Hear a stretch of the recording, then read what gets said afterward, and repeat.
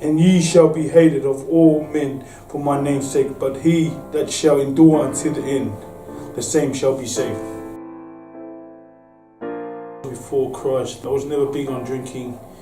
Although I did drink, I smoked. Constant battle with his lust. I tried my best to do right by everyone. In order to do that, I lied a lot. I tried to please a lot of the people that I was around so much that I tend to lie. Whether it's small things to my parents, just to keep them happy, you know what I mean? Not being able to show up to something, I would lie about it. I didn't want them to hate me.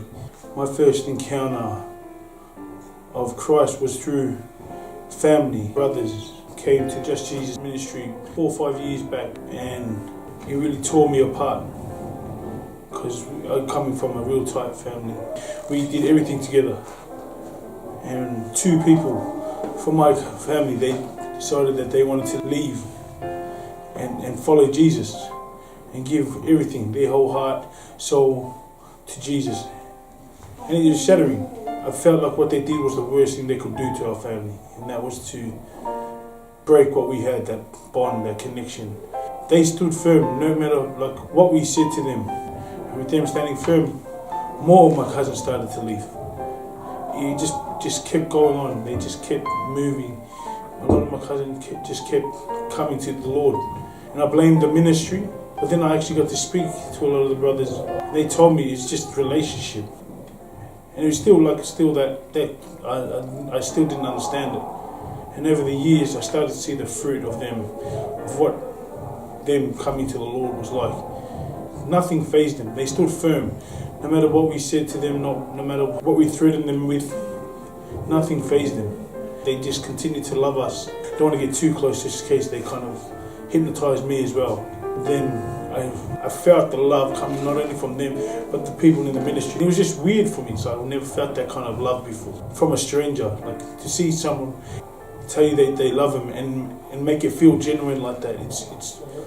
I've never felt that before. The 2 main commandments that Jesus gave us: to love God with all our hearts, and also love thy neighbor.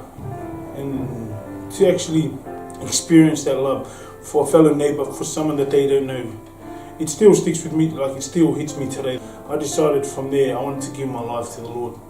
Not only receive what just kind of get what my cousins wanted, but also just have their own personal relationship with God and try to build up myself and learn to love others and just to be, like they say here, a mighty man of God. Since that day, I decided to give my life to Christ, man. It's been a massive struggle, but just over the last couple of days, I've been encouraged.